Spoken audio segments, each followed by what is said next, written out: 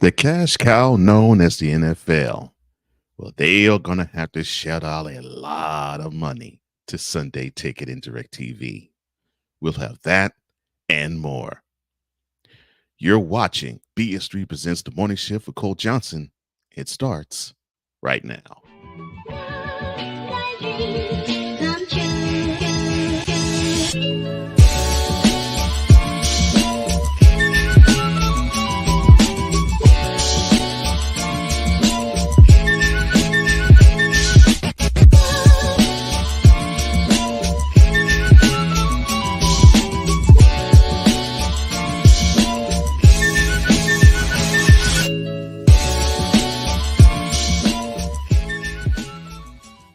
Well, good morning, Shifter. It is Friday. TGIF, as they say. Yes, it is Friday, June 28th, 2024, the last work weekday of June. Not the last day of June, but the last week workday of June. I'm Cole Johnson, and welcome to BS3 Presents the Morning Shift with Cole Johnson.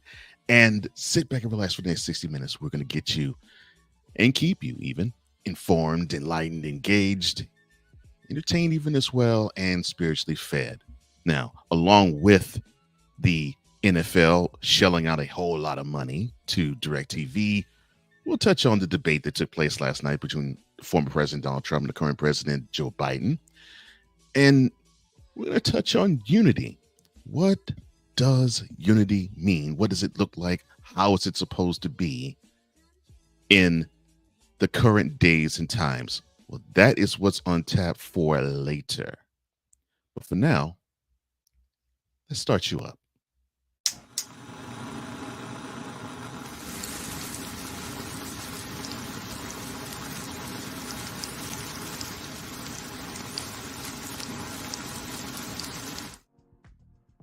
And here's what's taking place in the world today. A new Supreme Court opinion stands to reopen wounds for families whose loved ones have been affected by the opioid drug crisis and who disagree on what justice should look like. The court on Thursday threw out a high-profile pharmaceutical settlement worth billions of dollars over a technical question on bankruptcy law. Despite technicalities, the outcome 5-4 is deeply personal for the thousands of families of drug overdose victims. The upended settlement with that particular family made its fortune selling the drug that fueled an epidemic. It will have sweeping implications for states that intend to use settlement money for drug treatment programs. That family has agreed to pay $6 billion to opioid epidemic victims in exchange for being shielded from future civil lawsuits. Walgreens is planning to close a substantial amount of stores in the United States. The pharmacy chain confirmed its plan to close underperforming stores in an email sent to USA Today Thursday morning after the parent company, Walgreens Boots Alliance, disclosed the news in its 2024 third quarter fiscal results. In said statement, a Walgreens spokesperson said the company is repositioning its store footprint, noting that about a fourth of them, 25%, they aren't contributing to the chain's long-term strategy. The spokesperson also said the company is working on a program to close a significant portion of these locations over the next 3 years. A Lebanon, Missouri woman is accused of trying to poison her husband with herbicide and insecticide by spiking his Mountain Dew after he turned in surveillance footage. Now, police say the woman has been identified as a 47-year-old woman, and she's believed to have done it several times throughout the months of May and June, according to a statement posted to the Laclede County Sheriff's Office Facebook page on Wednesday. The woman is accused of spiking her husband's soda with herbicide Roundup and insecticide, according to the police. The World Health Organization, or WHO, or WHO, is warning customers about counterfeit forms of the popular drug Ozempic, often used for weight loss. Fake versions of the medication have been traced to Brazil as far back as October 2023, the United Kingdom and Northern Ireland also in October 2023, and United States as far back as December of 2023. Now, WHO said in a news release back on June 20th, the fake medication is a form of semaglutides, medicines that's used to treat type 2 diabetes by lowering blood sugar levels. Now, most semaglutide products are injected under the skin weekly, but it also can be manufactured as tablets. From the razor thin brows of the 90s to the bold look popularized by Cara Delevingne's iconically thick brows and Kylie Jenner's well trimmed arch in 2016, eyebrows have been at the forefront of evolving beauty standards. Each era brought a distinctive style, influencing how brows were shaped and perceived. But as old trends are dethroned by new fads, not all looks are remembered so fondly. Now, if you are reflecting on old selfies questioning how you thought of overlined or overplucked eyebrows were fashionable, well, you may be a victim of a phenomenon coined by TikTok users as eyebrow blindness. It just simply means that you chase the next trend rather than thinking of what works for your own features, according to Cassandra Bankson, a medical esthetician and YouTube skincare personality. Goodness gracious. Now, fireworks, since we are approaching the time when fireworks have fired off mostly, now they may be a crucial part of your New Year's or 4th of July celebrations, but your dog, more than likely, is not a fan. Now, the light spectacles can be a harrowing experience for dogs and even cats. Nearly 1 in 5 lost pets, go missing after being scared by a loud noise like fireworks or thunderstorms. A survey from the American Society for the Prevention of Cruelty to Animals found. And experts also say that you shouldn't take your dog to watch fireworks with you. They'll be stressed out by the sensory experience and away from home while they're experiencing anxiety. The attempted Graceland foreclosure sale remains under investigation. Now, only federal authorities will investigate the matter. Back on May 23rd, the Tennessee Attorney General, Jonathan Skrmetti, said his office would be looking into Nasani Investments and Private Lending, which was the entity behind the attempted sale. Skrmetti's office would not specify which federal organization or entities will be taking over said investigation, but now the federal government will take a look at the controversial foreclosure sale as of right now. Taco Bell has a new combo meal meant to address the affordability of fast food with the inflation still on the front burner for consumers. The new $7 limited time Lux Cravings box hits the Taco Bell menu Thursday. Well, this past Thursday. The meal comes with a Chalupa Supreme, beefy 5-layer burrito, double stacked taco, chips and nacho, cheese sauce, and a medium drink. The restaurant chain says the combo is priced at about 55% lower than the price of menu items brought separately. Now, many major fast food chains have sought to address consumer concerns over prices. Just last week, McDonald's began selling the $5 limited time meal deal, which includes a McDouble or McChicken sandwich, a 4-piece chicken McNugget, small fries, and a small soft drink. Hopefully you're eating something a whole lot more hearty than fast food for the present moment. In sports, Team USA coach Steve Kerr said Thursday that all 12 players selected for the Olympics will be present and able to participate when training camp begins in Las Vegas next week. And be in prayer for wide receiver Larry Cobb. He and his family escaped the fire at their Nashville home this week, with his wife Ida posting, quote, "We are lucky to be alive," close quote. And I'm so thankful the Cobb family are. Missouri Governor Mike Parson said Thursday that he expects the state to put together an aid plan by the end of the year to try to keep the Chiefs and the Royals from being lured across state lines into new stadiums in Kansas.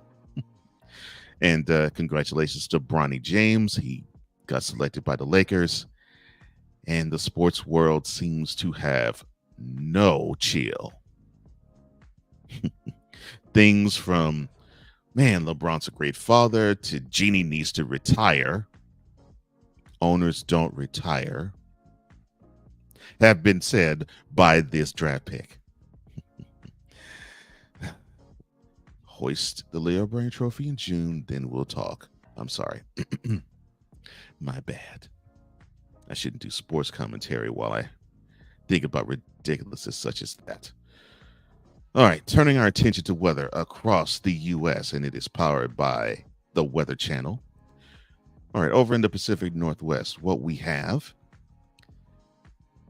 is partly cloudy skies and I-72 in Seattle. Over in the Midwest, it'll be all the wet stuff you can handle in 77 in Minneapolis. The exact same for Chicago. It'll be cloudy and 91 in St. Louis, cloudy and 80 in Detroit. Over on the East Coast, it will be mostly sunny at 76 in Boston, mostly sunny at 77 in New York, partly cloudy and 85 in Washington. And down south, it will be rainy and 89 in Miami, rainy and 89 as well in Atlanta, partly cloudy and 92 in Memphis, thunderstorms and 90 in New Orleans. Now over in the Southwest, it is partly cloudy, or will be, partly cloudy and 99 in San Antonio. It will be partly cloudy and 101 in Dallas. It will be rainy and 94 in Houston. They just simply cannot escape the wet stuff, I tell you. Over in the Rockies, it will be a sun thunderstorm mix with a high of 94 in Denver. Even though Texas is steaming hot, the hot spot still is in the desert. Mostly sunny in 108 in Phoenix, sunny in 107 in Las Vegas, and out on the West Coast, it will be partly cloudy skies and 67 degrees in San Francisco. And in Los Angeles, it will be partly cloudy skies with a high of 83. Now that's your look on today's weather, and now you have been started up.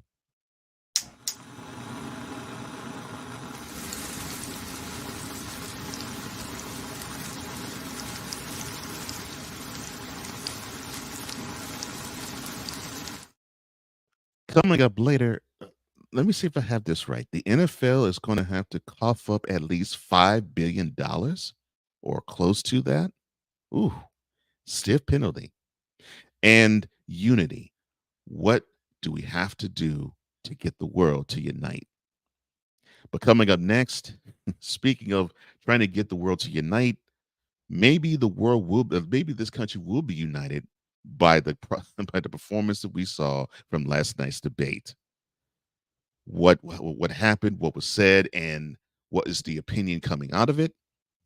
We'll touch on all that when you get back. This is BS3 Presents the Morning Shift with Cole Johnson, live on the BS3 Network, live on BS3 Morning Shift Cole Johnson's YouTube channel, and also live on Real Wise Radio. We'll be right back, right after this.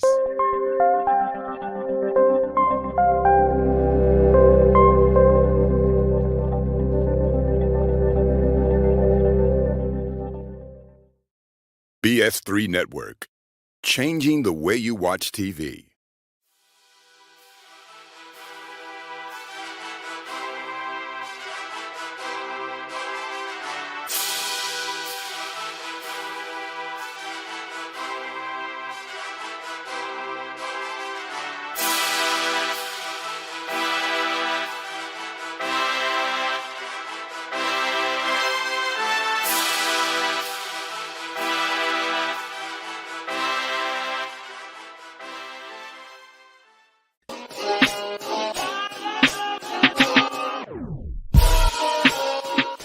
Bernstein. NBA people are the best people ever. Everything that I've ever wanted to do was always sort of pointed towards the NBA.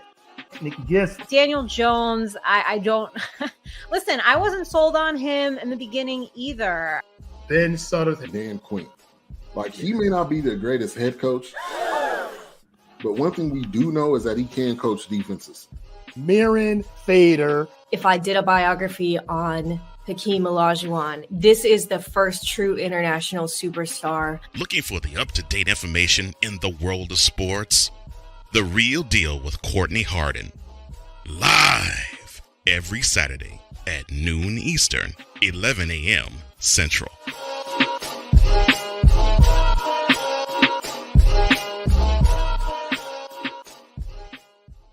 Life. Scratching and clawing to overcome adversities in life. Family. That's what I love about our children. God instilled that in us, and thank God they carry on that torch. Marriage. We struggled in different ways, naturally, as husband and wife. And God. The Lord is on my side. I will not fear what man can do unto me. Join the husband and wife team of Ben Southern Jr. and Irene Southern as they give you the full scope of life. BS3 Network proudly presents the Suds Are Us podcast, live every Saturday at 4 p.m. Eastern, 3 p.m. Central.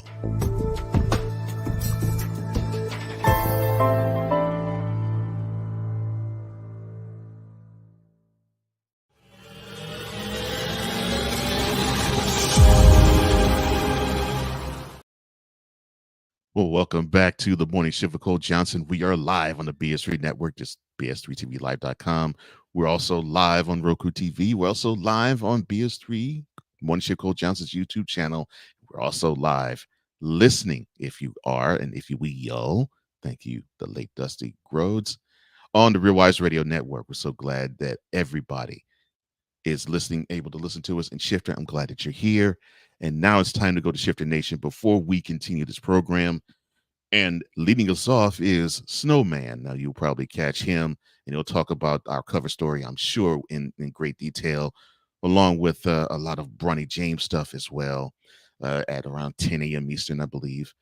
So he says, good morning, Shift Nation. Shifter Snowman here. Dear NFL, pay up. Signed, DirecTV. Yeah, well, that's what they said in LA.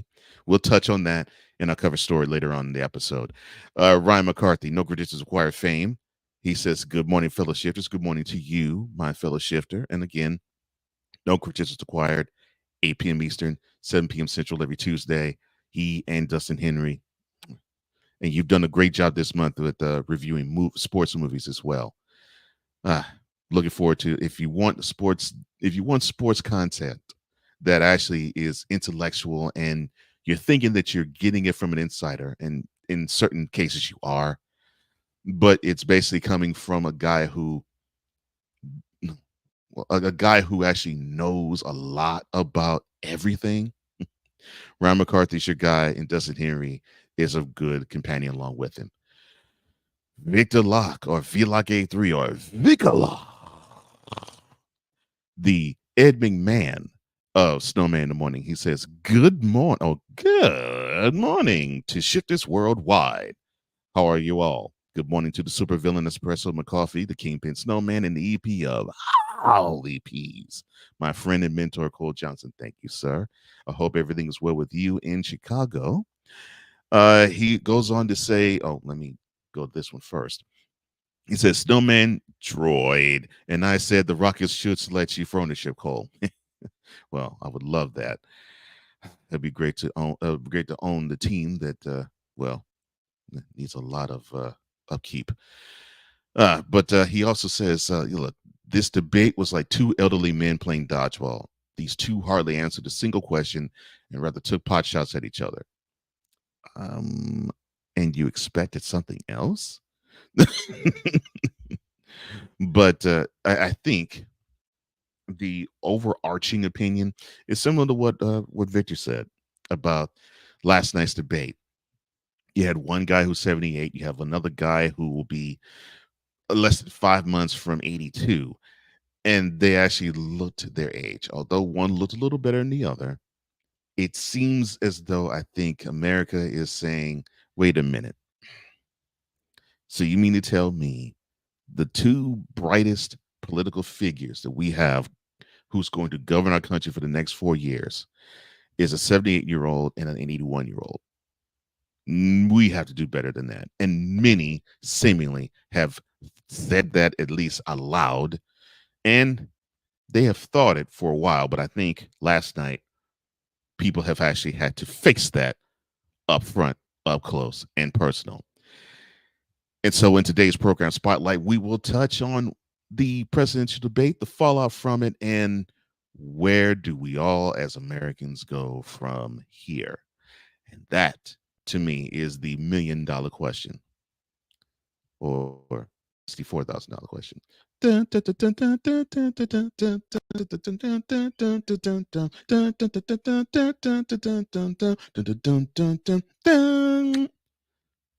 Yeah, that's where we are. What are we facing now? Where are we going? Where are we headed? Well, President Biden and his team, I think this is where we're definitely going to be seeing and headed. They wanted to hold an early debate. They wanted to shake up the presidential race as he was trailing, and they wanted to counter concerns about his mental acuity. Okay, for those who aren't aware as to when the presidential debates normally take place. Okay, so you normally have normally 4 debates, I think. Yeah, you normally have 4 debates, 3 with the presidential candidate, and the president, or 2 presidential candidates, and normally 1 with their vice presidential ticket partners. So normally you have 4 debates. They take place like between right after Labor Day, sometimes like right after football season begins, which is like mid-September and mid-October. So you normally have this block, I should say, of debates that take place in that time span. Well, I think the Biden campaign was hearing rumblings from the people and the media saying, wait a minute, dude's 81.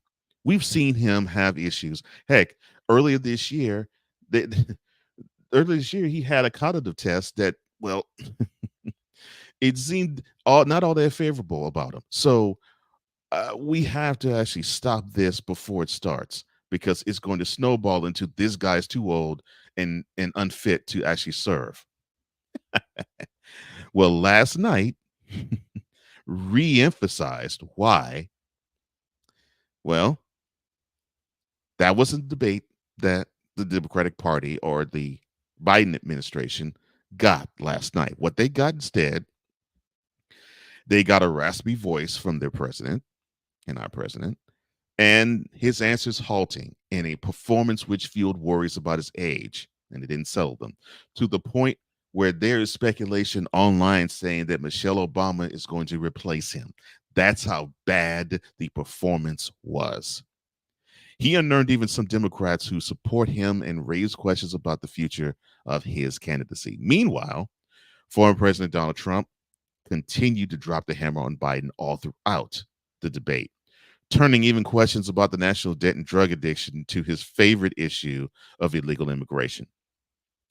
The Republican candidate unfurled a series of unsubstantiated accusations against Biden and recast his own record, asserted with confidence even when he was at odds with the facts. Well, sometimes it's hard to call a winner and loser in debate.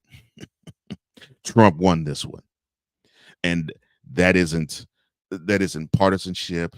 That isn't I'm caping for the Republican Party. That's what my 2 ears and 4 eyes seeing the debate and saying, wow, this is absolutely atrocious for the Democratic Party, and it's even more atrocious for the Biden administration. Look at it from this end. So you got a guy who's aging, who has an approval rating that's around 40%, and that's not good for an incoming president. His vice presidential partner has worse ratings than him. That is not a good sign. Now, candidates have survived bad debates before. I mean, in their reelection campaigns, think about Ronald Reagan back in '84. People thought, well, similar to what they were saying about Biden. Well, you look like you're a little old there, old man.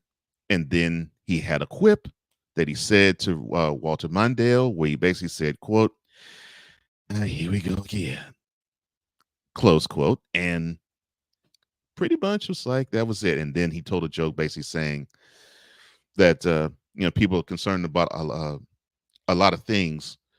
And I've been hearing talk about age, and that's basically the young age of my opponent. And of course, loud roars came from the debate crowd, and Walter Mondale's ticket was sunk. And then you have, of course, Barack Obama back in 2012. Now, he faltered in the first debate, but in the second, he recovered. Now, to Biden's, I guess you could say, aid, another debate is on the calendar, but it's after Labor Day, September 10th to be exact. That will be on ABC, as this one was on CNN last night, I mean. But chatter erupted on cable TV, in political corridors, and in social media Thursday night about whether someone else should actually slip in and be the nominee for the Democratic National Convention, and they will hold that in Chicago come August. Now, as a step on the party rules, it probably could only happen if Biden actually chose to withdraw. And hold on. And we know he ain't. But I completely digress. It's a step that has never happened this late in the process, and definitely not in modern political times, but it might be one that they need to have happen. Now, Trump got low grades from independent fact checkers who detail falsehoods from about everything from downplaying his role in the January 6, 2021 insurrection to overstating expert assessments of his economic record and presidential legacy. But the debate rules designed to curb Trump ended up helping him, like talking over, interrupting. Those are the types of rules that was supposed to actually curb Trump. But Trump actually showed restraint and patience, which you don't necessarily hear that from him. And he actually looked better coming out of this debate. I guess you could say it's the power of the mute button, right?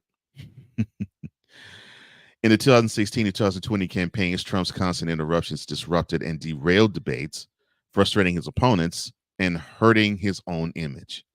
To prevent that this time, at the urging of the Biden campaign, the candidates' microphones were turned off when their designated time had expired, silencing them to millions of Americans watching on TV. Now, Trump, whose campaign operations have been more disciplined this go around, as in the previous two campaigns, was also more disciplined on the debate stage, abiding by the time limits, although he often didn't respond to the question he had just been asked. Conversely, Biden failed to show the strength and spark he displayed to State of the Union address just 3 months ago, and in the national debates he has been participating in since his first bid for the presidency way back in 1987. Yes, he ran for the presidency in 1987, 1988. And it was to represent a lie. I'll talk about that at another point in time.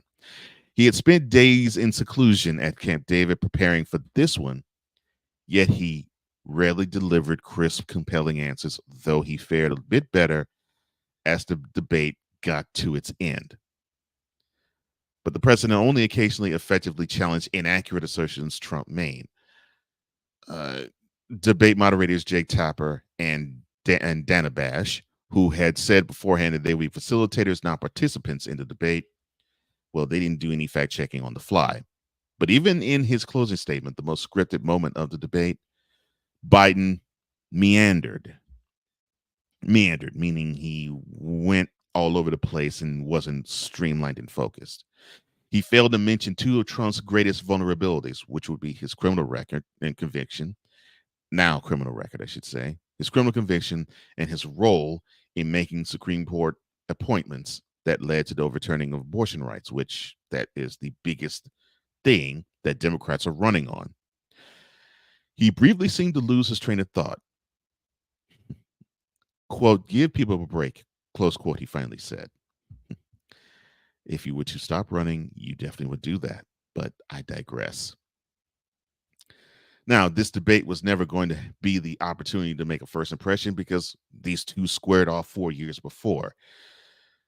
However, debates have sometimes done that in the past, especially in a contest with incumbents. I think in 1980, when Reagan's buoyant confidence was in stark contrast to the, I guess you could say, even though he's personable, but seemingly deer in headlights look peanut farmer from Georgia, who already was in office, and Jimmy Carter. And Prayers to you and the family, President Carter. But Reagan's buoyant confidence combated the critique that he simply was an actor and too conservative for the country. And they forgot that he actually served as governor of California and not just as an actor in Hollywood. In 1992, Arkansas Governor Bill Clinton overshadowed the impression left by scandals during the primaries with an earnest empathy with those in a town hall audience and a sadly played saxophone. But I digress again. But Biden and Trump are now the two best-known politicians in the world. For the past 16 years, either Biden or Trump have been president or vice president. Now, whether either candidate wins in November, that record will stretch another 4 years. So basically, for a generation, we've had one or the other represent us at the highest of offices. After 4 years of each in the White House, Americans' views of their qualities and their quirks have been basically set in political concrete. The debate did give Americans a chance to see them side by side for the first time since October 2020, standing just about 8 feet apart. Their contempt for one another actually was definitely palpable from the start. Neither one shook hands. Both of them looked haggard and old, and they definitely looked older than they did in 2020, though it was Biden who especially showed the wear and tear common to many presidents. Both look wearier, but unfortunately, the people who look wearier than them are us. Oof. And that is today's program spotlight. Hopefully, we'll have something better in the next 4 months. For a more concise breakdown, possibly, of the debate and all things in the news world, go to my man, the Information Man, and he comes on live every Sunday, 5 p.m. Eastern, 4 p.m. Central. The Information Man Show. It's a wonderful program, and you should watch it. Great guy, detailed in the news, and hits things exactly the way it should be. The analysis is on point. You can catch him on Roku TV via BS3 and the Information Man Show YouTube channel. That's the Information Man Show. You can catch that live every Sunday, even this Sunday, June 30th. 5 p.m. Eastern, 4 p.m. Central on Roku TV. You just hit the BS3 logo on the Roku TV app, BS3TVLive.com, and the Information Man Show YouTube channel. Coming up next, the NFL has to pay the piper. Bars and AT&T celebrate. And they're going to celebrate huge with this one. You're watching The Morning Shift with Cole Johnson on the BS3 Network live on there. You're watching it live also on BS3 Morning Shift, Cole Johnson's YouTube channel, and you're listening to it live on Real Wise Radio. Be right back right after this.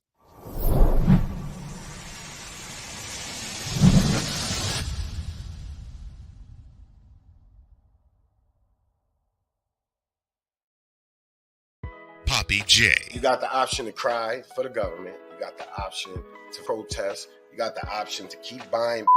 But this is also an option. Wise El Jefe. We're the first tech geeks. We're the first gamers. We're the first everything. Everything. Like Gen X's, we are the ones. BS3 Network proudly presents the crew from the New York boroughs who never wants that smoke. Nah, they want that fire. Poppy J and Wise El Jefe. Fridays at 9 p.m. Eastern, 8 p.m. Central. Check your local listings for your viewing and listening pleasure.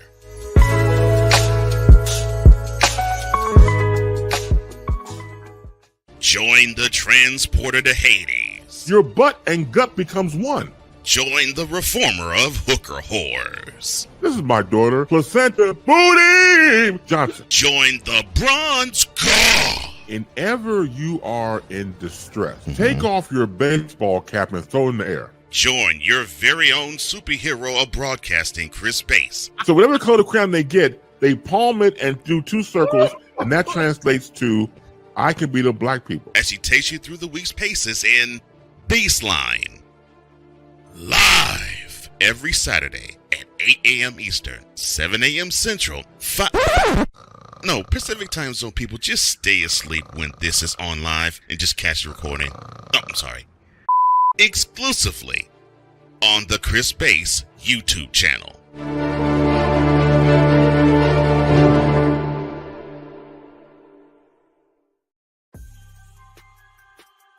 What's up, everybody? This is Information Man and the Information Man Show.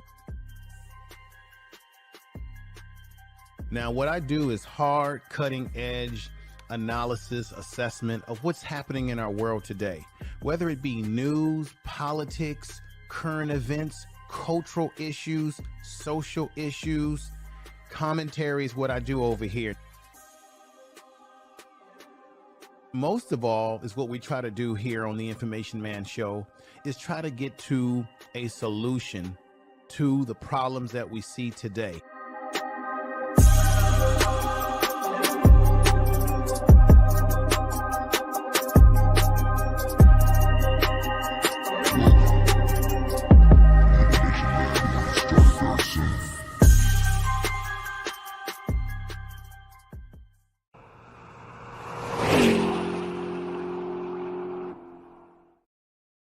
Welcome back to BS3 Presents the Morning Shift with Cole Johnson. It is wonderful to have you here with me, Shifter. I love you.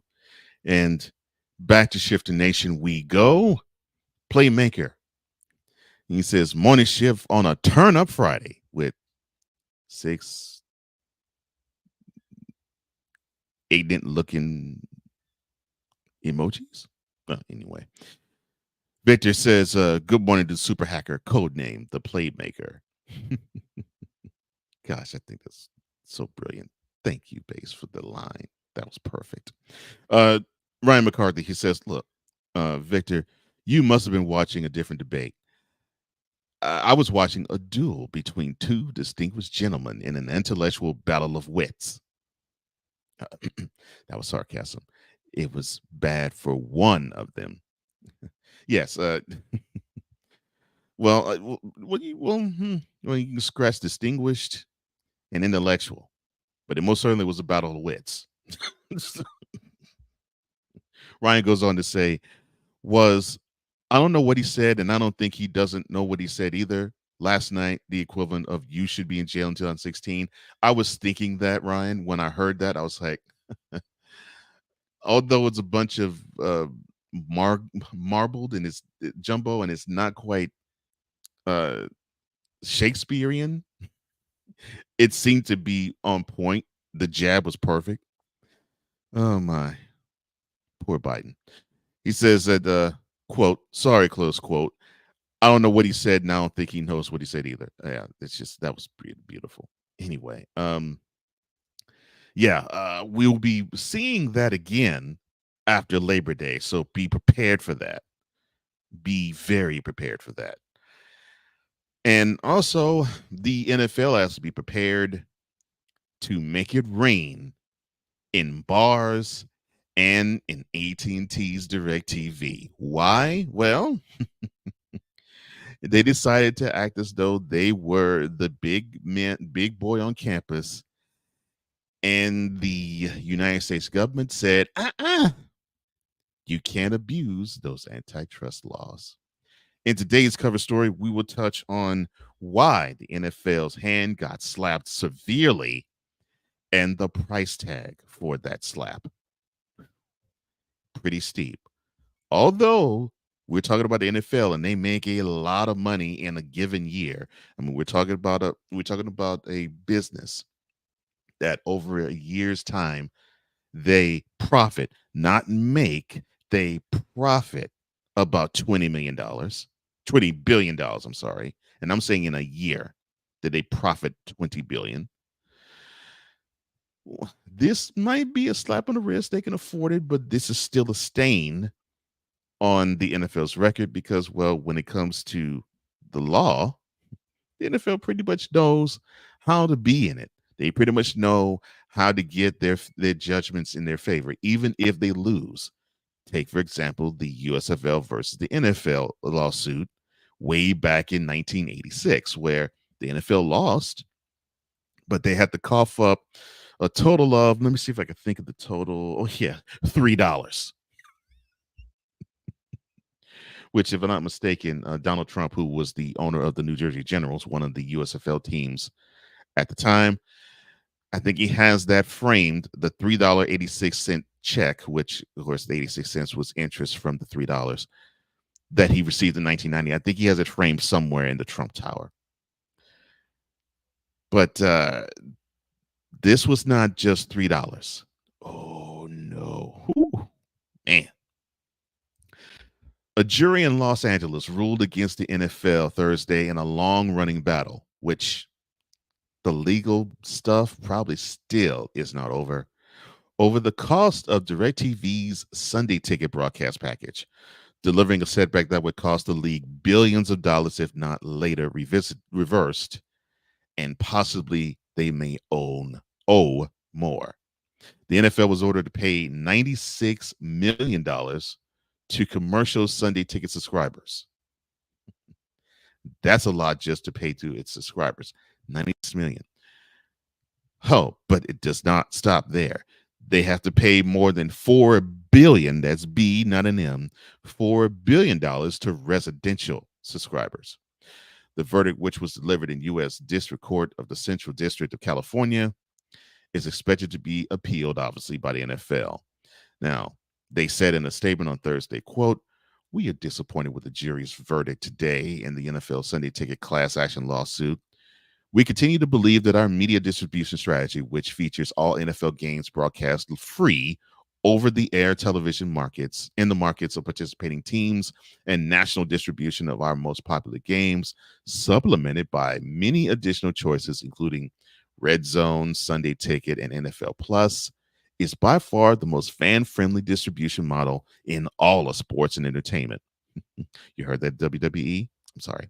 "We will certainly contest this decision as we believe that the class action claims in this case are baseless and without merit.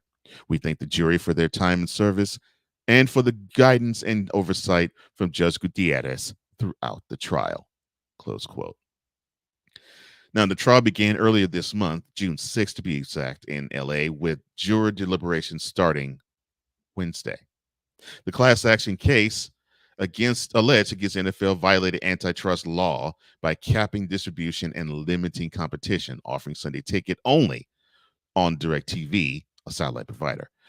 The case also alleged that this allowed DirecTV to charge customers artificially inflated prices for Sunday Ticket. Now, an expert for the plaintiffs estimated that at least 2.4 million customers were in the class, while putting the commercial class, including businesses like sports bars, hotels, and restaurants, at 48,000. The classes include DirecTV subscribers who purchased Sunday Ticket from June of 2011 through February of last year. Now, this January, this January's filing, plaintiffs said that they were entitled to damages up to $7 billion. The NFL has denied any wrongdoing and defended its distribution model for Sunday Ticket, which it classifies as a premium product. Well, it's going to be even more premium now. U.S. District Judge Philippe Gutierrez had overseen the case for several years. Previously, he had ruled in favor of the NFL, dismissing the case, though it was reinstated in 2019 in the appeals court. According to the Associated Press, Dallas Cowboys owner Jerry Jones, or Gerald, the chairman of the NFL media-owned and operated committee, the man, as I said, is the most powerful person in the NFL, testified last week. NFL Commissioner Roger Goodell, the richest puppet in the world, also testified June 17th, and former CBS Sports executive Sean McManus and Fox Sports executive Larry Jones also took the stand. Also, according to AP, this case began in 2015 when a sports bar in San Francisco, the Mucky Duck, filed a lawsuit. That'd probably make a snowman happy, saying that this was a bar in the Bay Area that started this. The case was dismissed 2 years later, but it got revived in 2019 when the Ninth Circuit Court of Appeals reinstated it. Last year, Gutierrez had ruled that the case could proceed as a class action. Now, DirecTV had carried Sunday Ticket from its launch 30 years ago through 2022. In December of that year, however, Google, the parent company of YouTube TV, secured an exclusive 7-year contract worth an average of $2 billion a year, according to the Wall Street Journal. The 2023 season was YouTube TV's first, offering Sunday Ticket. Neither Google nor YouTube TV were listed as defendants in the class action lawsuit. Now, looking over this class, what did we learn from this? Well, we learned that the NFL, who they seem to feel as though they do have a monopoly on Sundays, they're trying to do it on Thursdays. They sort of failed in doing it on Mondays now. And when college football season over Saturdays as well, they have proven that they want to be the big boy on the block, and they're the bully that, well, we feed everybody what they want. It's like the OJ song. You got to give the people what they want. That's how the NFL thinks. That's what the NFL thinks. But what they have, I think, understood now is, well, you just simply can't go to any place, slap the NFL logo on it, and think that you can ride without penalty. After all, again, you make close to $20 billion a year. And I mean you not earn, you profit, because you earn more than that. After you pay everything and everybody, you actually get $20 billion, at least that much, in a single year. A fourth of that, with this ruling, gone. But that's your fault, Shield. You got to do a better job of protecting yourself. And that is today's cover story. Now, if you want to hear more about this particular cover story, well, I have the place for you. Join Courtney Harden as he will probably break this down, probably break down the NBA draft that just came, and more. And he actually might have a guest, and normally he would have a guest as he'll interview them. The Real Deal with Courtney Harden, you can catch him live tomorrow and every Saturday at noon Eastern, 11 a.m. Central on Roku TV via BS3, the BS3 Network YouTube channel, and the BS3 Network Facebook page. That is The Real Deal with Courtney Harden, live tomorrow and every Saturday at noon Eastern, 11 a.m. Central on Roku TV. You can hit the BS3 logo on the Roku TV app, BS3TVLive.com, the BS3 Network YouTube channel, and the BS3 Network Facebook page. Coming up, unity. What does it look like? How should we get to it? And how can we maintain it? You're watching The Morning Shift with Cole Johnson on the BS3 Network and live also on BS3 Morning Shift, Cole Johnson's YouTube channel. And you're listening to it live on Real Wise Radio.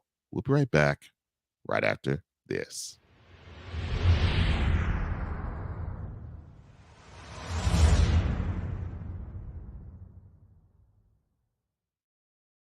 Eric Butler, a.k.a. The Intellect, a.k.a. Cullinan.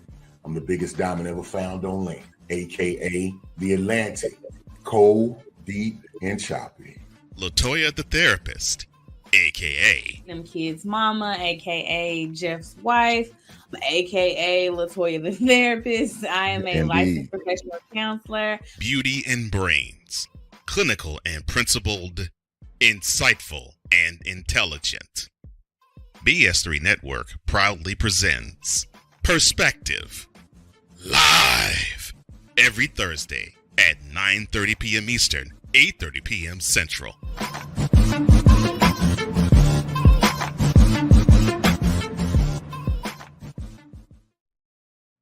Are you looking for something to do on your lunch break? Well, there's a show on the BS3 Network that has only 4 words to say to you. We ready. We ready. We ready for y'all. We ready. We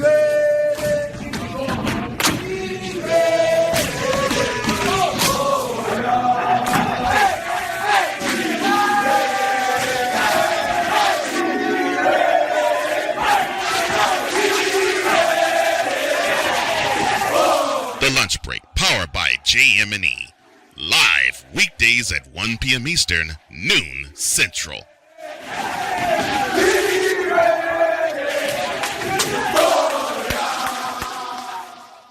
This is a BS3 Network presentation.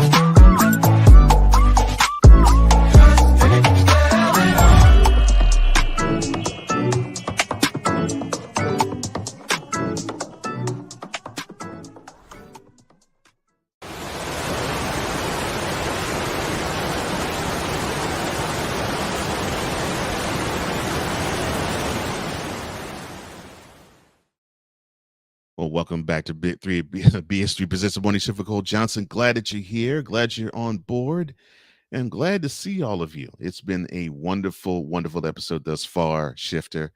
I appreciate you being here. And Shift Nation, you all have been lively with this particular topic and even the debate topic too. Let's get to Shift Nation, shall we? Playmaker, evil laugh. Let's talk NFL, evil laugh again. Goodness gracious, man. That's not the type of show. No, I'm just joking. And I think he said something later that I'll get to that pretty much hammers home what I think. Ryan says, "Look, that check issued by the NFL on behalf of the U.S. government to the USFL still hasn't been cashed." That's correct. Again, it has been framed and is probably sitting somewhere in a New York office in Trump Tower and has been uncashed for roughly almost 35 years. Cool McCain. Oh,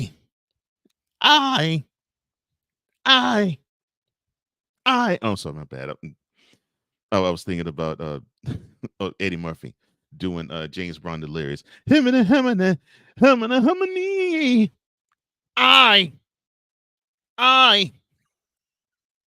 But it's good to see you, brother.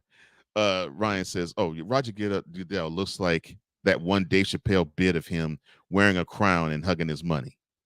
He's not going to give up the bag. Heck, no, he's not going to give up the bag.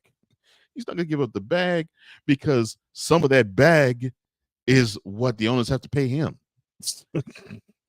So, you know, I mean, he's getting those checks that increases in a lot of value over the course of time. I mean, heck, I think 2 years ago he got a check of 44 million. I think last year he got a check of 65 million. You doggone right. He's holding on to the bag tight. Cool says, "Fantabulous Friday, Shift Nation, and a Fantabulous Friday to you too, brother." Oh, Cool says, "Money." Yeah, that's what it's about. And Playmaker, this is where I feel along with you. He says, even if the NFL wins in the end, this will cause some changes. It will cause some changes, but the NFL is going to find a way to win this somehow. That's just how they are. Like I was saying with the USFL, they may lose the decision, but they'll find a way to win. Like they incorporated a lot of what the USFL did in the 80s to the sport now. And they basically made the sport defunct at the same time.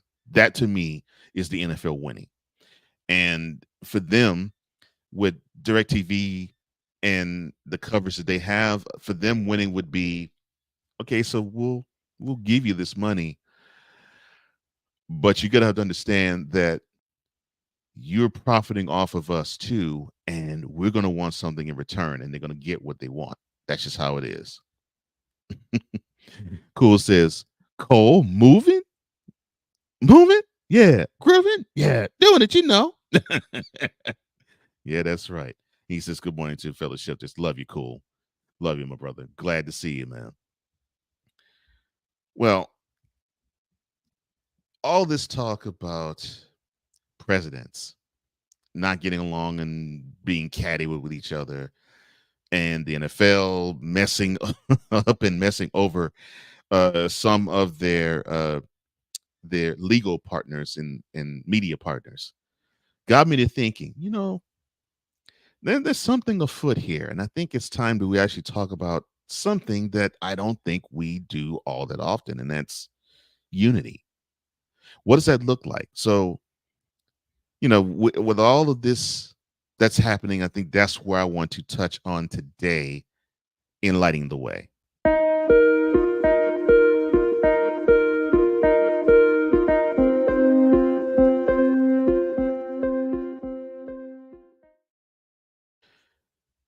Father God, in the name of Jesus, thank you for giving me this time to be among you and your people. Your word says that when two or three are gathered together in your name, you'll be in the midst.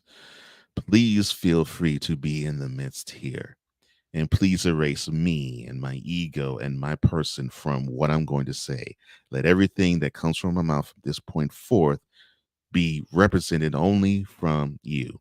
None of me and all of you is how I want to distribute this message. And may the words of my mouth and the meditation of my heart be always acceptable in your sight. Oh Lord, you are my rock, my strength, and my redeemer. In Jesus' name, amen. Division. Yeah, I mean, it just seems to pervade the world. Division. We talked about it with NFL and the Sunday Ticket lawsuit. We definitely talked about it with President Biden and former President Trump. And we can actually talk about it as well, even with how the Democratic and Republican Party respond to media. It seems like division is what is the order of the day when it comes to where we work, how we live, how we move, how we breathe.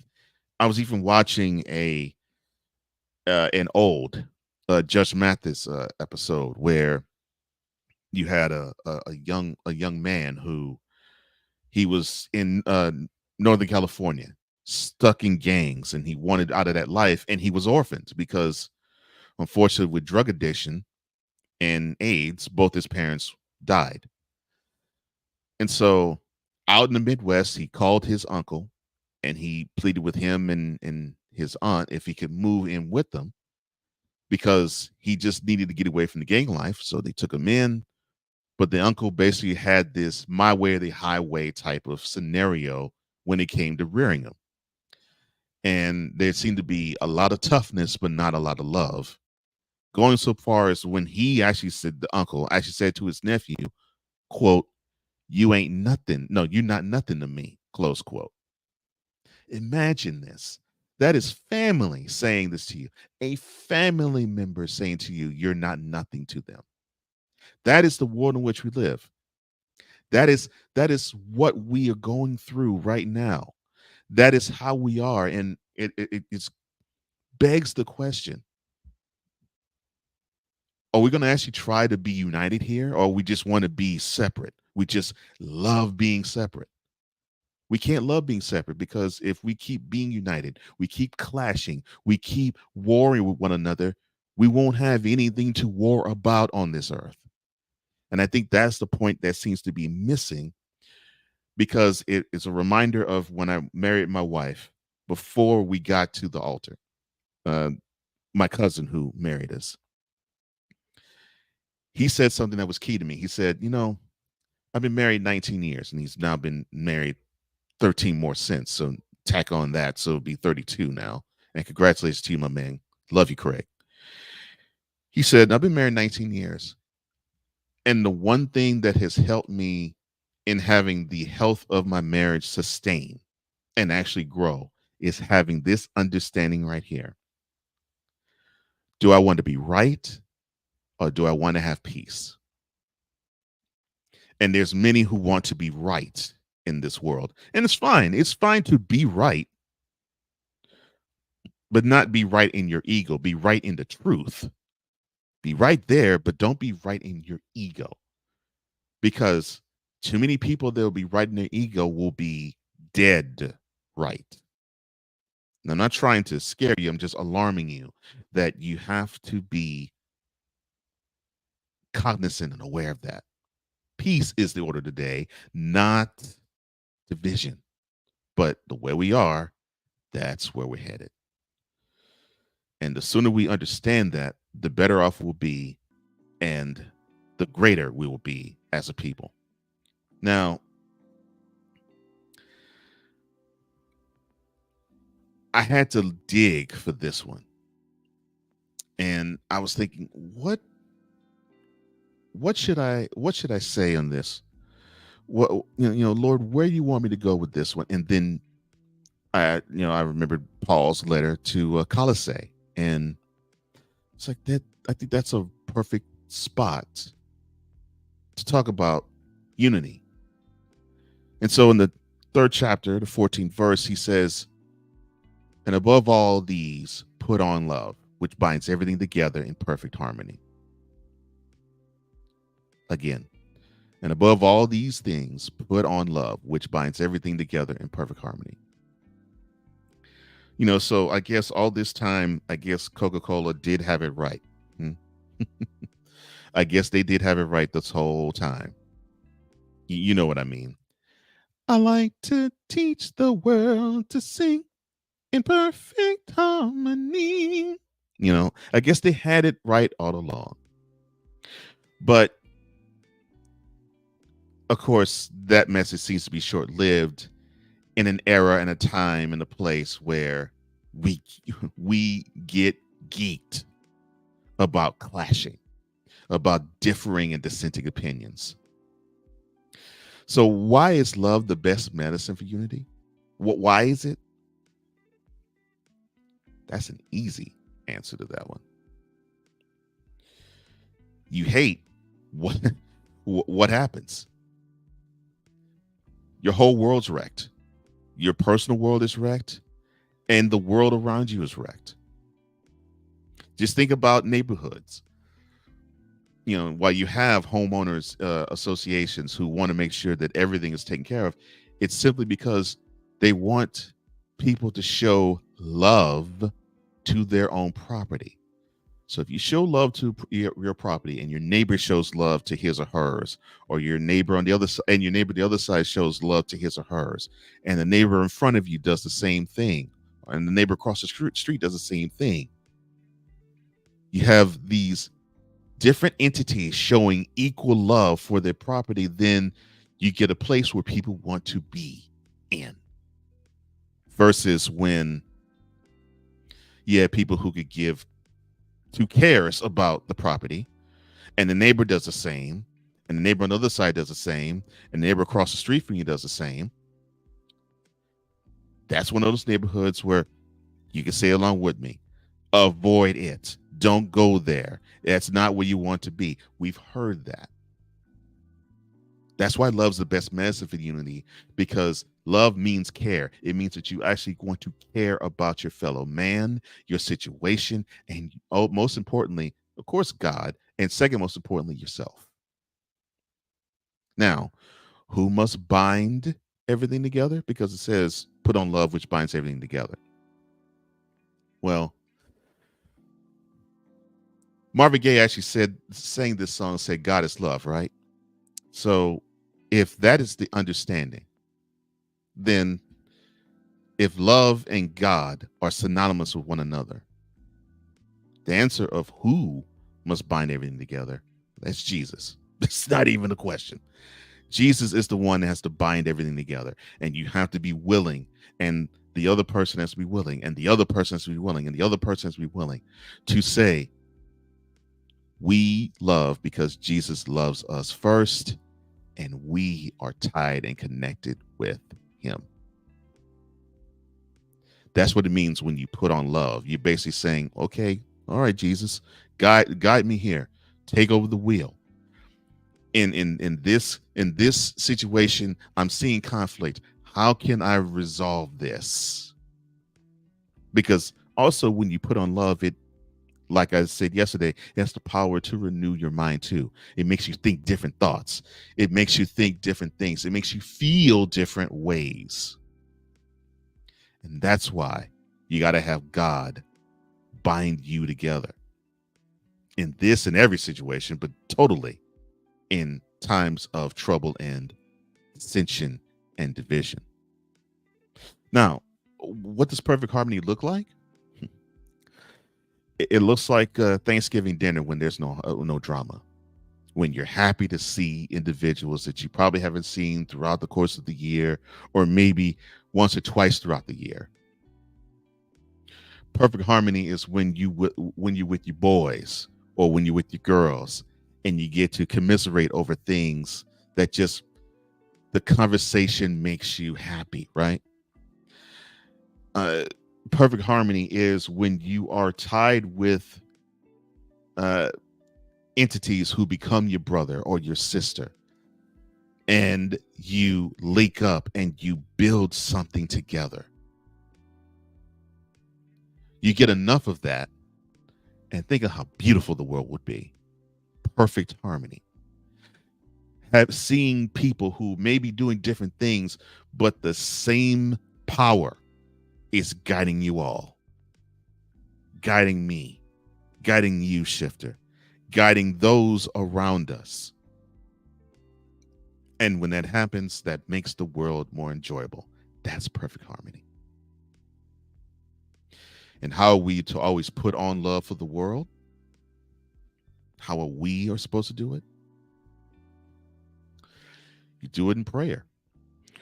You do it with understanding that we are supposed to always live, breathe, and exude.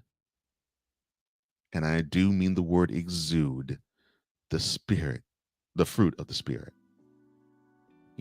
Kindness, love, generosity, gentleness, patience, long suffering, which means the understanding of it might not be your way, but it is the way. Love is the center of it all. And if you put on that love, it makes the world much better. And isn't that what we always want? Just the world to be better? Guess who has the power to make that change for it to be better? And I got to thank Michael Jackson for this. Yeah. We all have to start with the man or woman in the mirror. That's where the change has to start taking place. What better place than now? What better place than right now? And what better time than now?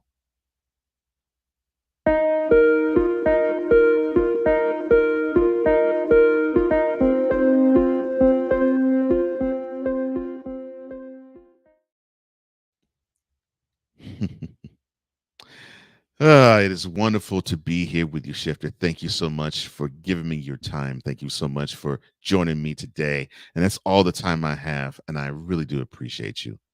You all are so magnificent. You all are so good for my soul. And hopefully I'm good for yours. I pray that I am. I totally do pray that I am. And if you want to be a part of Shift Nation, if you want to be like Cool and Ryan and Vlog and Snowman and Playmaker and even others who have joined, like Ben and Ivan and others like my man Eric, all you have to do is go to the BS3 Morning Shift Cole Johnson YouTube channel when this is on live, and it's live every weekday, Monday through Friday, 8 a.m. Eastern, 7 a.m. Pacific. I'm sorry, 5 a.m. Pacific, 7 a.m. Central. That is BS3 Presents the Morning Shift with Cole Johnson. You can watch it on Roku TV via BS3. And you can also, again, watch it on Roku TV. You get the BS3 logo on the Roku TV app, BS3TVLive.com. But if you want to participate as a Shift Nation member, just go to BS3 Morning Shift Cole Johnson's YouTube channel. That is BS3 Morning Shift Cole Johnson on the YouTube dial for BS3 Presents the Morning Shift with Cole Johnson. Well, that's all the time I have. Thank you so much for joining me. And I really do appreciate you, Shifter. You all make the world go round, and you make my world go round. For all of us here at the Morning Shift, BS3 Network, and even Real Wise Radio, I am Cole Johnson, here to say in parting, as I always do. If you lack commitment, you will not start. If you lack consistency, you will not finish. And if you lack love, Shifter, I know for a fact you most certainly will never conquer. Until we meet again in 71 hours, have a wonderful weekend, Shifter. Go out there and be the change that you want, be the change that you need to see, and be the change that we need to experience. Because you, Shifter, can be the change. Go out there in the world and be a blessing. Because, my friend, you are a blessing. So long, everybody. I love you all. God bless you.